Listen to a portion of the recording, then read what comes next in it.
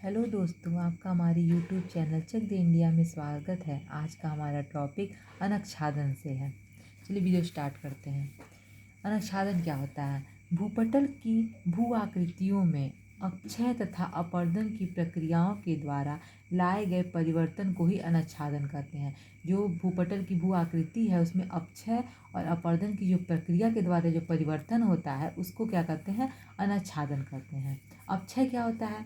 यह ताप, जल, वायु व प्राणियों के द्वारा होता है। किसके द्वारा होता है? ताप, जल, वायु और प्राणियों के द्वारा। अक्षय भौतिक व रासायनिक प्रक्रियाओं द्वारा होता है। ये किसके द्वारा? भौतिक भी होता है और रासायनिक प्रक्रिया दोनों द्वारा होता है। और इसमें चट्टान अपने ही स्थान पर कमज़ोर पड़ जाते हैं। जिसमें चट्टानें अपने स्थान पर कमज़ोर पड़ जाती हैं उसको क्या कहते हैं? अक्षय कहते हैं। किसी क्षेत्र में चट्टानों के अक्षय निम्न तथ्यों पर काफ़ी प्रभाव पड़ता है। कौन कौन से तथ्य हैं जिससे चट्टानों का अक्षय होता है? तो एक होता है चट्टानों की संरचना एवं कठोरता। चट्टानों की संरचना कैसी है, उसकी कठोरता कैसी है। जलवायु, भू आकृति की ढलान, प्राकृतिक वनस्पति, समय और मानव द्वारा भूमि उपयोग, इन सबों के द्वारा जो होता है चट्टानों के अक्षय में निम्न तथ्यों की काफ़ी प्रभाव पड़ता है। अब देखते हैं कि अक्षय कितने प्रकार के होते हैं। तो ये 3 प्रकार के होते हैं। एक भौतिक, दूसरा रासायनिक और तीसरा जैविक। ये 3 तरीके से अक्षय होता है। भौतिक या यांत्रिक अक्षय क्या होता है? इसमें ताप परिवर्तन, तुषार कारण, क्रिस्टलीकरण, जल योजन और अवदलन होता है। तो ताप परिवर्तन क्या होता है? ये ज़्यादातर मरुस्थल और अर्ध मरुस्थलों में दिन के समय अधिक तापमान के कारण चट्टानें फैल जाती है। जब दिन के समय मरुस्थल में दिन के समय क्या तापमान अधिक फैल जाती है, तापमान क्या था बहुत ज़्यादा हो जाती है। और रात के समय क्या ज़्यादा ठंड पड़ने से ये जो है चट्टानें जो है वो सिकुड़ने लगती है अपने स्थान पर। इसी प्रकार निरंतर फैलने और सिकुड़ने से क्या होता है कि चट्टानें अपने स्थान पर कमज़ोर पड़ जाती हैं। इससे क्या होता है? इसका विघटन हो जाता है। तुषार कारण क्या होता है? ये जो होते हैं ऊंचे पहाड़ों पर होती हैं। जहाँ पहाड़ बहुत ऊंचे ऊंचे हों, अधिक तापमान जो है उसका तापमान 0 डिग्री से भी नीचे आ जाए तो उसमें क्या होता है? चट्टानों में छिद्र में वायु चले जाते हैं, जिससे ये क्या होता है? जल जो है बर्फ बन जाता है। और जब फिर सुबह का टाइम होता है उसमें क्या होता है कि दिन के समय इसका तापमान 0 से ऊपर होता है तो तुषार जितना मतलब बर्फ जो है पिघल जाते हैं। इस तरह निरंतर जब ये कार्य होता रहता है इससे भी चट्टानें अपने स्थान पर कमज़ोर हो जाती हैं, जिससे जो है अक्षय की प्रक्रिया हो जाती है। क्रिस्टलीकरण क्या होता है? ये जो है ये भी मरुस्थल और अर्धमरुस्थल में होता है। इसमें क्या होता है? वाष्पीकरण और मिट्टी और चट्टानों के नीचे के लवण ऊपर आ जाते हैं। इसमें क्या होता है कि जो मिट्टी और चट्टान है इसमें जो नीचे के लवण होते हैं वो ऊपर की सतह पर आ जाते हैं, जिससे चट्टान अपने स्थान पर कमज़ोर पड़ जाती है।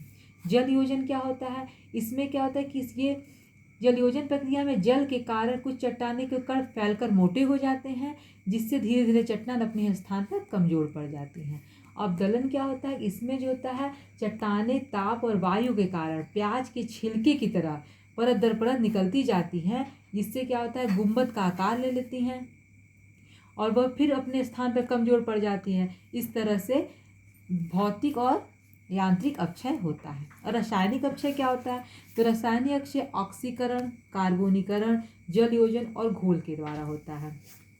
ऑक्सीकरण में क्या होता है?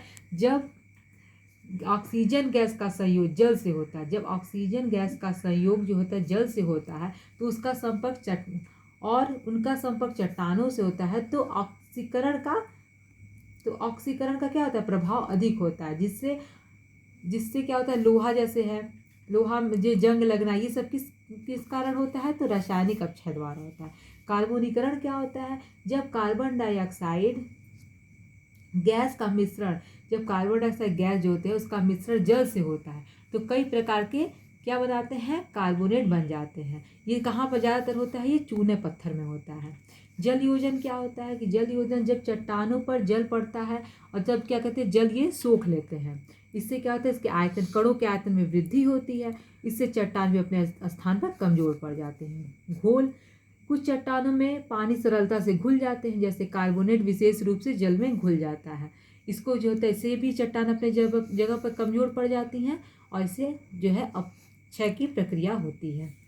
जैविक अक्षय क्या होता है? जैसे वनस्पति, जीव जंतु तथा मानव स्वयं भी चट्टाने के अपक्षय के सहायक होते हैं। वनस्पति भी जैसे जड़ उसके अंदर चले जाए, जीव जंतु कोड़ दे उसको अंदर से छेद कर देते हैं। मानव भी चट्टानों को अपक्षय का सहायक होते हैं। बहुत से प्राणी चट्टानों में बिल बनाते हैं।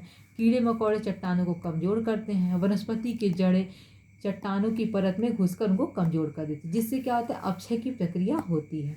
अपरदन क्या होता है, तो पृथ्वी की ऊपरी सतह की चट्टानों का कटकर एक स्थान से दूसरे स्थान में परिवहन करने एवं निक्षेप का रूप धारण करने को अपरदन कहते हैं। जैसे पृथ्वी की सतह पर जो चट्टानें हैं वो कट कर जो है एक स्थान से दूसरे स्थान पर चली जाती हैं, उसको क्या कहते हैं, अपरदन कहते हैं। इसके मुख्य कारण क्या है, जैसे बहता हुआ जल चट्टानों को क्या करता है, काट के दूसरी तरफ ले जाता है। हिमनद द्वारा भी चट्टानें धीरे धीरे करते करते हट जाती हैं।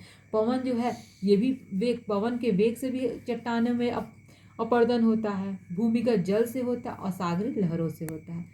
अगर आपको हमारे वीडियो पसंद आए तो इसे लाइक सब्सक्राइब करें। धन्यवाद।